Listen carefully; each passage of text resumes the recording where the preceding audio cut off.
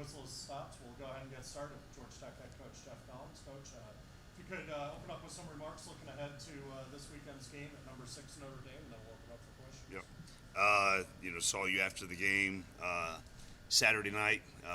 Obviously, frustrated at the time, disappointed, but you go back and watch the tape and the competitiveness, the effort, the togetherness, all of those things that you look for as you're building a program. All of those things were there, and the guys just kept battling. They're still a really close team.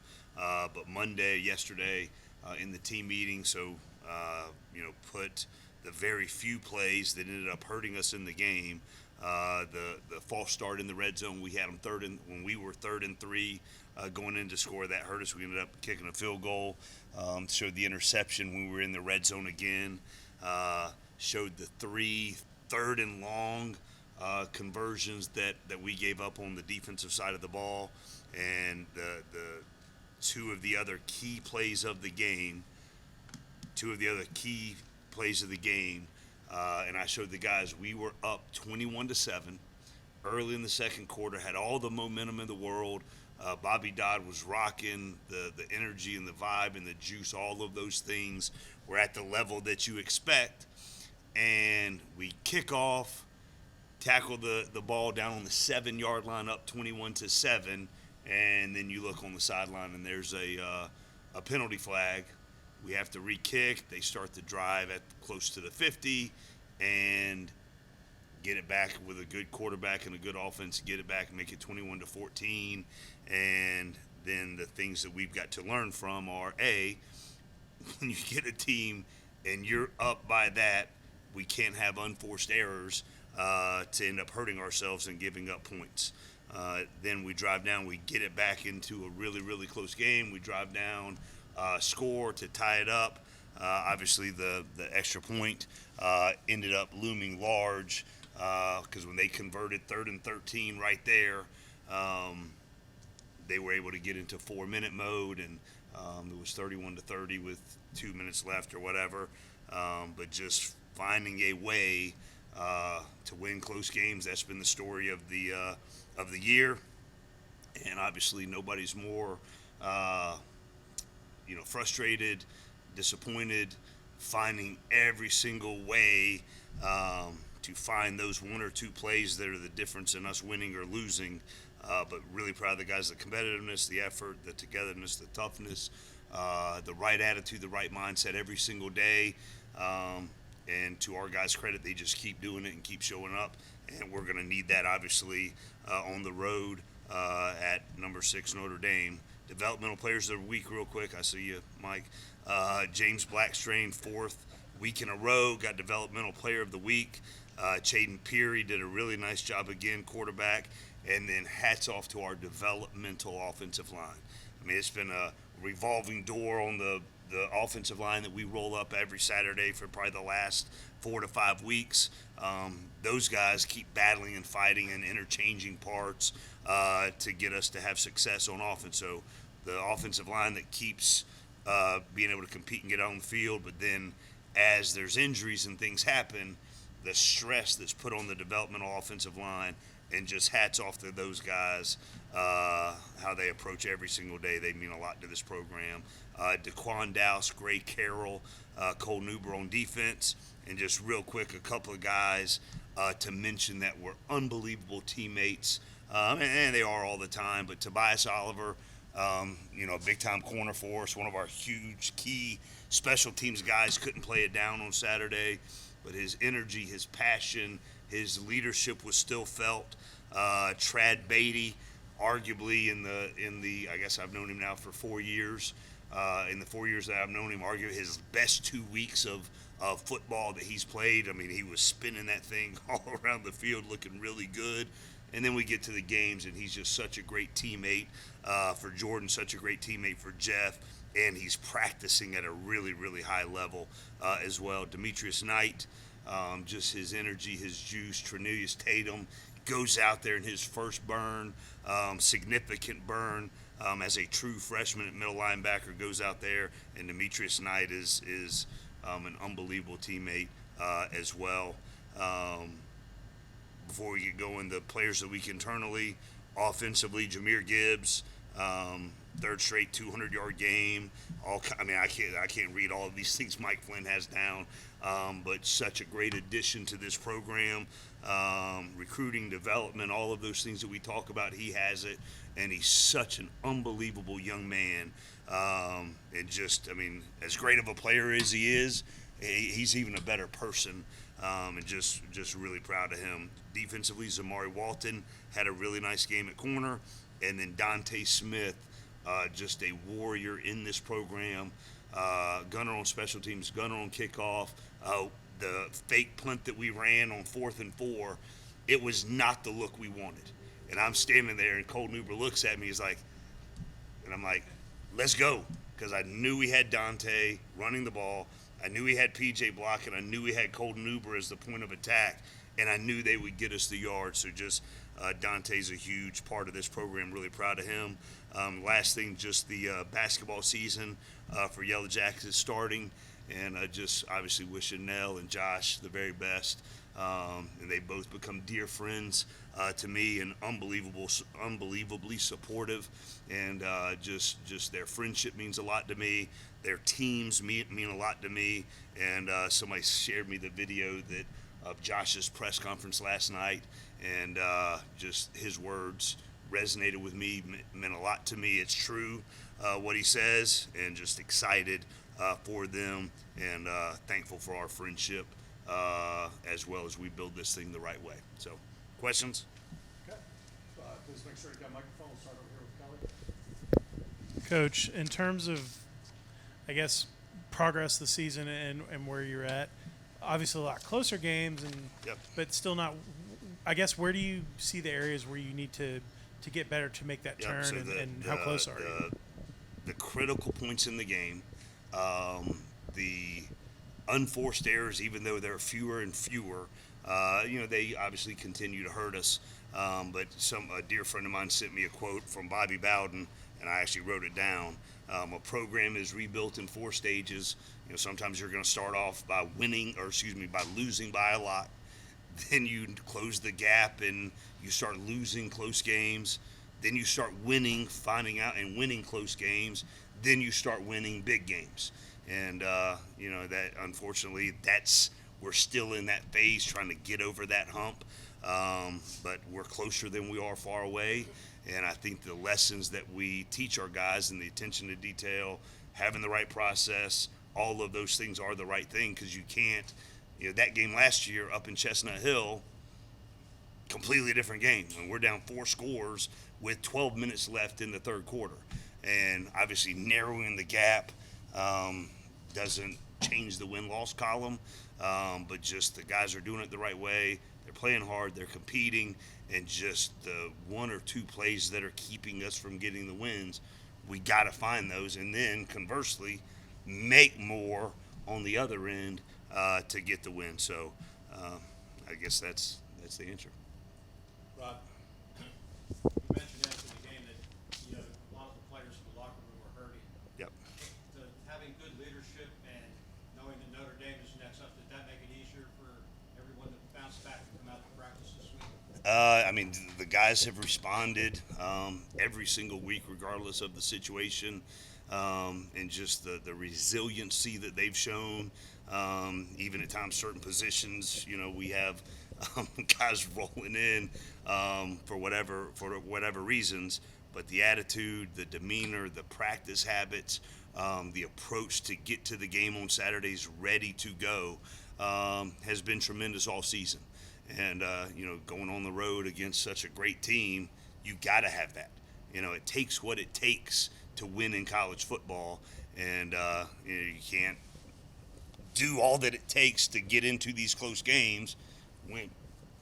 Win or lose, it still takes what it takes, and that's the big thing we've been stressing to the guys. So the energy, the effort, the focus, the competitiveness, the togetherness, all of those things you have to do, and then at critical moments you've got to execute at a high level. So that's the challenge every week.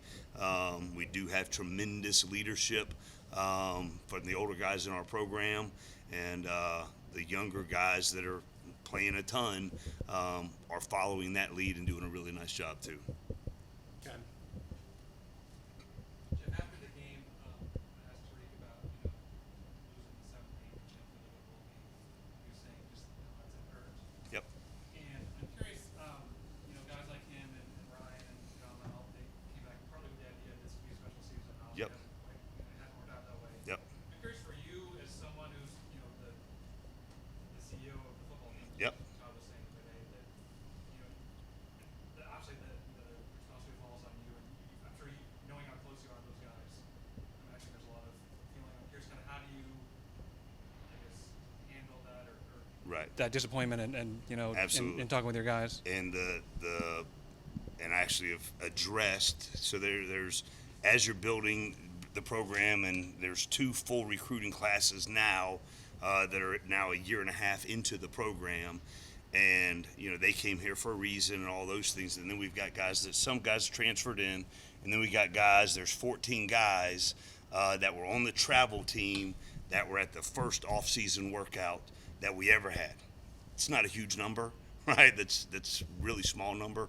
But those 14, and I spent a lot of time Friday morning in our team meeting talking about how much each one of them meant to this program, meant to me personally, how much I love them, how much I respect them, and some other things I'll leave private between me and the team. But it got emotional. The value, the relationships, how much I love them, how much I care about them, and then also, to your point, you hurt for them. And some of the young guys, the way we set up our team meeting room is when you first get here, you're in the back of the room. As you get older in the program, you move down to the front, and really the front row is all the older guys, the guys that have been here or transferred in here with 1 year left. And the clock starts ticking, and then when you're down that front row, most of the time you've got 1 year left, and it really amps up. So the younger guys, obviously, they can have a bigger picture, what we're building, what we're doing, all those kind of things. But John Brooks and Ryan Johnson, Devin Cochran, Kyrick McGowan, those guys, it's getting close, and just how much we love them, how much we care about them, and want them to have this experience be very powerful. And obviously, not getting the wins, is frustrating and it's hurtful, especially when you look at it from that lens, how much those guys mean to us and mean to me as well.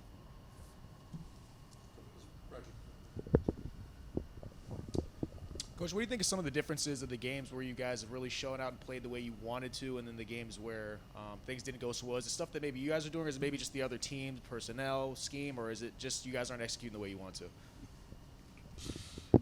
And I've talked about this a bunch. Every game has a life of its own, but the way our guys have played, the energy, the effort, the execution, for the most part, all of those things, our guys have really played at a high level to give us a chance to be in virtually every single game. There's only one game that we've not been in it going down to the last 2 to 3 minutes. There's one. And, so it's just the critical plays that have not gone our way for whatever reason, some within our control, some because the opponent's done a nice job, or some things are out of our control. When those happen, you've got to make sure you're on the right end of them. And but our guys have given us a chance in every single game, but one. One went sideways early, and the rest of them, our guys have battled and fought in every single game and given us a chance to be in a position to win. Now we just got to win those. Obviously your specialty has been as a defensive coach and a secondary guy, and your DBs have 1 interception this year.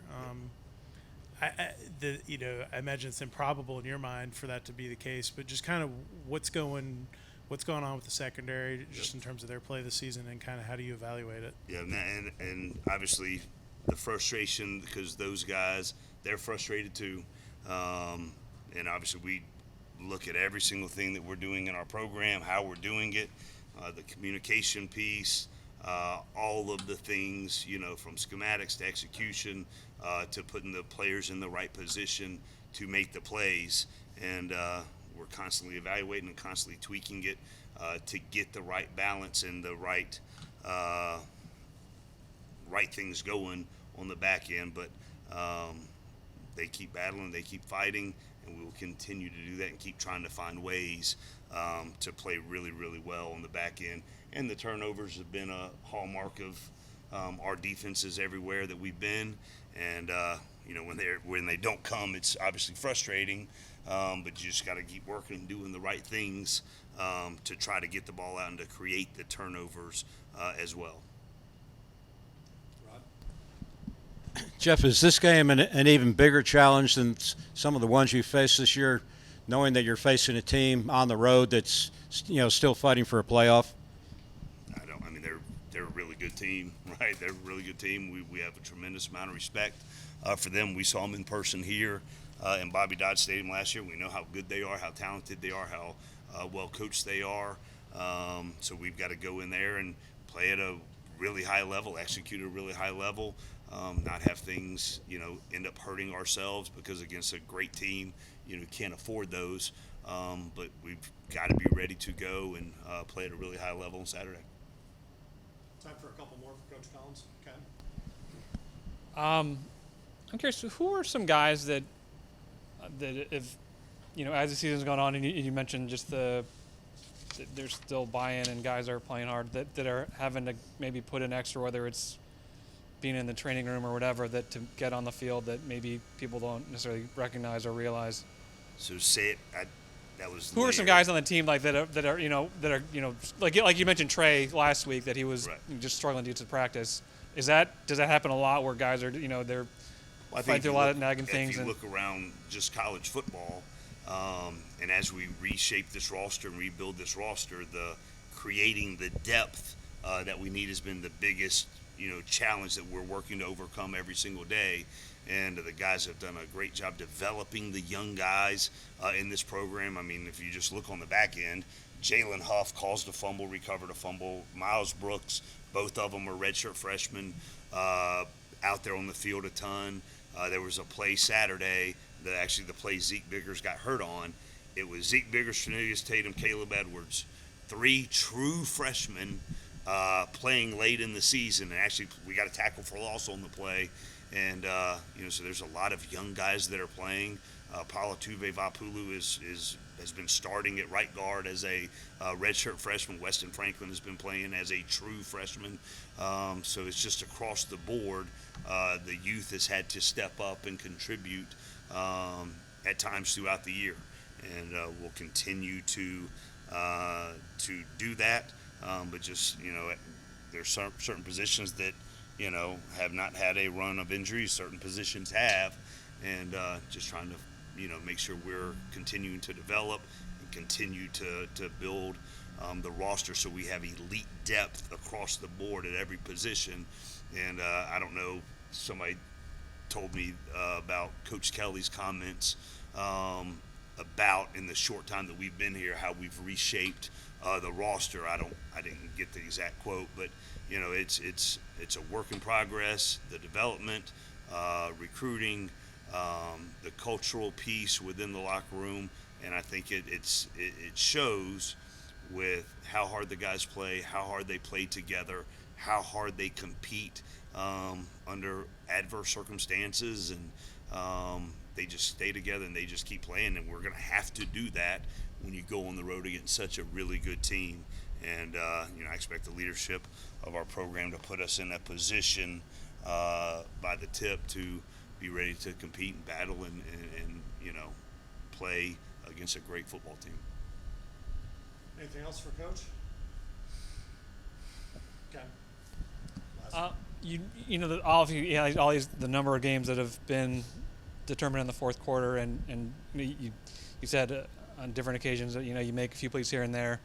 I think there's also the idea that that's true, but the other team also could have said if we make a few more plays, it's a 10-point game or 14-point game, and I'm curious, just kind of I guess what gives you that confidence that for instance the Miami game, you were in it obviously to the end, but Every Miami game but one we were in. Until right, but Miami also outgained you by some like 200 Sure. yards, something like that. And so, like, what gives you that confidence that you are really there, and it's not,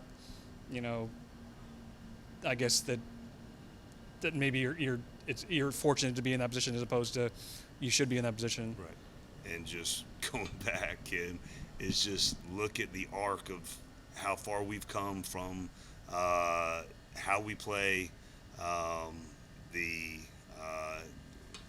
games that we're in, not in, whatever. There were so many games that as we built this thing that we haven't been in from very early. And now we're just battling and fighting and putting ourselves in the conversation to win every single game. Obviously, as you alluded to earlier, it's all on me. Our coaches are competing. They're fighting. They are attention to detail. They're doing everything they can do to give our guys a chance. And then our players are playing really, really hard and competing and playing with great effort. All of those things that give us a chance to be in these games. And now we just got to get over the hump and find those one or two plays to either take it over or just get the win. So we're continuing to fight and battle. And there's, I don't know if there's anything that I can say that's going to, alter your mindset or anybody else's mindset. But the belief, the work ethic, all of those things that exist in that locker room, they're just a pleasure to coach. It's an honor to coach. I wake up every day so fired up to be here and to keep building. And, you kind of look at what, Coach Passner has done since he's been here in the arc of that program. And, I think that's inspirational, aspirational, all of those things. And the process works when you work the process. And we've taught our guys in painstaking detail how to get to the level that we're at. And now it's time to take the next step in the program. And we've got a lot of leadership that's been developed from the older guys that have done an unbelievable job setting the foundation. And then we've got an influx of young guys that are hungry and excited and are ready for us to push through and take the next step in the program as well. But the thing that lays ahead this Saturday is the 6th-ranked team in the country at one of the historic venues in all of college football with a great fan base, a great environment, and we've got to get ourselves in a position to play at a high level to be able to compete with such a great team. Thank you, Coach. Thanks, Ken.